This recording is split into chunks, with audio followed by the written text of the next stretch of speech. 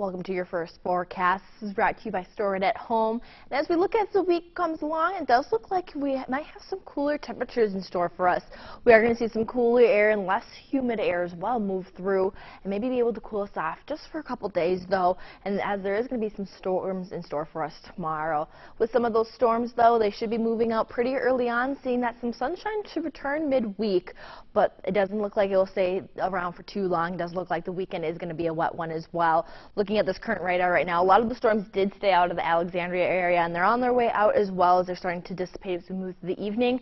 But there may be some returning showers early morning tomorrow. We'll look at some of those showers and when the sunshine is going to be about here soon. You're watching the news.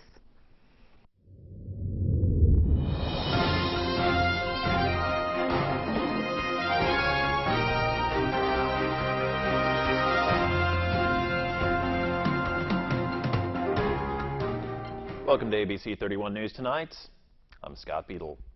Two people in Natchitoches Parish face charges of negligent homicide after a fire kills a 10-year-old boy.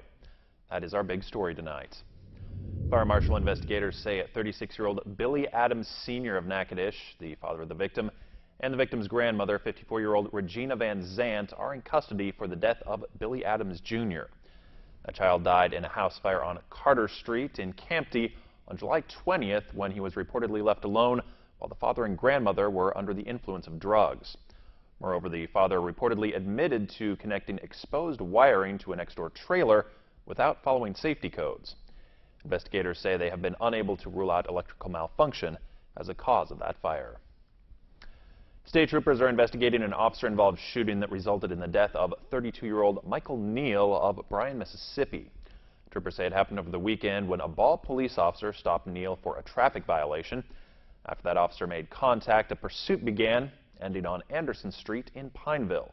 Neal later died after being transported to a trauma center. Troopers are routinely asked to investigate other officer-involved shootings. A Pineville man died over the weekend when he lost control of his pickup. 51-year-old Blas Sandoval was on Interstate 49 in Rapides Parish. Troopers say he was not wearing a seatbelt and was thrown from his truck. Vehicle break-ins in Ascension Parish are reaching new heights, not just in number, but in what's being taken out of these vehicles. Brandon B. Harris has the story. With cars coming in and out and cars sitting in driveways, subdivisions in Ascension Parish are getting hit hard by break-ins of unlocked vehicles. First of all, the responsibility is I'm going to lock my cars up no matter where it is, on the street, in my driveway. That's just something I'm going to do all the time. And the sheriff's office says it's not easy to catch these thieves. These things are hard crimes to solve sometimes because even though more and more people have video, the thief is getting just as smart. They're covering their face, they're wearing gloves. Break-ins to unlocked vehicles isn't unusual, even for Ascension Parish. But because firearms have now been added to the list of things coming out of those vehicles, the Sheriff's Department is doing what they can to educate people. Although the Sheriff's Office has been distributing yard signs for several weeks, 3 guns were stolen when 9 unlocked vehicles in a Prairieville subdivision were broken into just this week. Some of them are going to be unlocked. Chief Deputy Bobby Weber says with cars in driveways and so many of them unlocked, criminals can simply take their pick. It's the law of averages. These thieves are going from car to car knowing that they're going to hit a car that's eventually going to be open and they're going to have valuables in it. And this is one of our largest problems in Ascension Parish with crime. With law enforcement pushing a campaign of reminders, some residents say the signs just might help. I think it will. I think that's a good thing, a good reminder. The Rapides Parish Police Jury is under a critical audit which found theft by a former employee of the DA's office. That money was repaid and proper authorities were notified. However, auditors also noted accounting procedures that they say need to be tightened. They also noted that in some cases, state law was not followed. The police jury has agreed to change its practices in those areas. The city of Alexandria will be hosting all 9 divisions of the Dixie Girls Softball World Series through August 2nd at the Johnny Downs Sports Complex.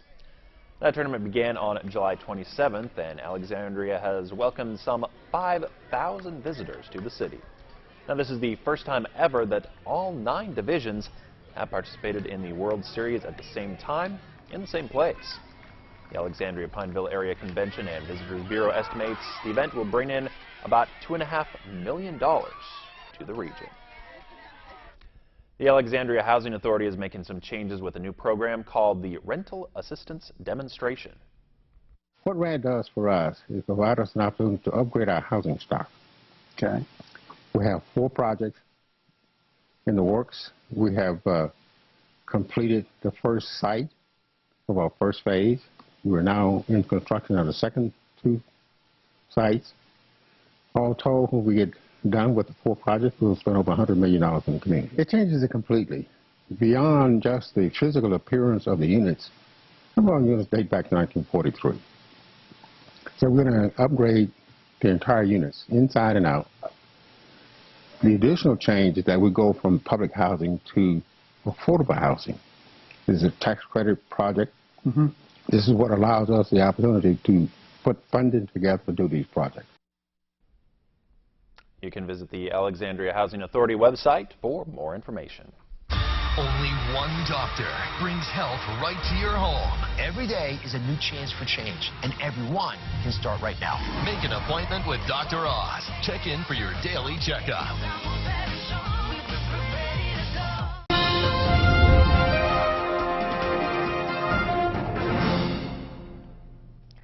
Welcome back to that main look at your weather. Looking outside right now, those high temperatures today did stay fairly warm, but this is average for this time of the year, actually. So we're seeing in Alexandria, we're at 94, and everywhere really is actually looking at the same, kind of seeing that 94, maybe getting up to 95, but cooler temperatures are on the way as we track through, maybe seeing temperatures actually stay under the 90s. We're a little bit humid as well, seeing that right now that current dew point is 73, so it's feeling a little bit sticky and humid out there.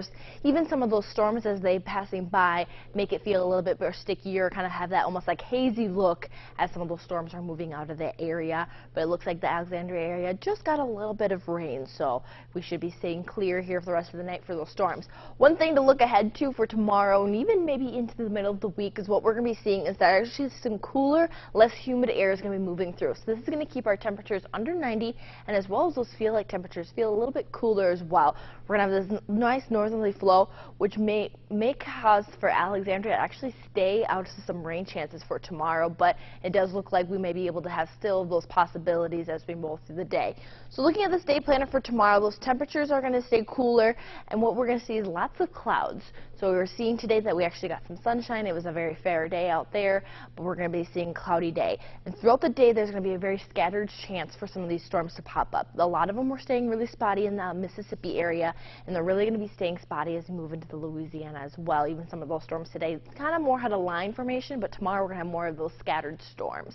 So looking at these high temperatures for tomorrow, it still looks like we're going to be able to get up to the 90s, but it's still going to be a bit of a cool one as we have some of those less humid air moving in. So Alexandria is right on this line. So what we're seeing is Alex is on this line of having made the possibilities of showers and thunderstorms rolling through. And then here's that less humid air that's going to be moving through as well, allowing for some cool loss and as well as some not as sticky conditions. Looking at this future radar, so that was some of the rain that we saw move through. And then as we move into tomorrow morning, this is where we're going to see some of that spottiness come through. Those big green areas we'll be able to see kind of more of those spotty showers, but nothing looks severe, so that looks good for the remainder of the day tomorrow. So those temperatures are going to stay cool, and then we'll see those temperatures sit right below average. So tomorrow's looking like it's going to be a rainy one, staying pretty cloudy, so do remember your umbrella tomorrow. But it looks like midweek we're going to have lots of sunshine to be able to come out. Those temperatures are going to feel nice as again as it's going to be less humid.